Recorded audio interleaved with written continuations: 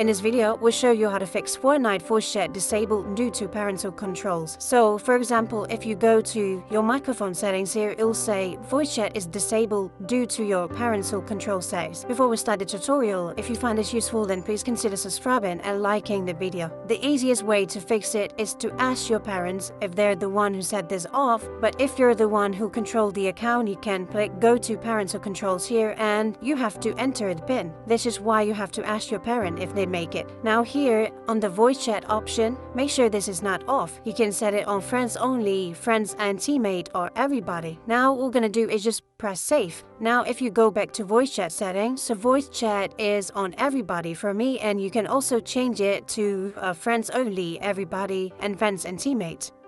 Easy to understand tutorials about business, project management, softwares, social media apps, and more. Softpro dream to 100,000. Thanks for watching.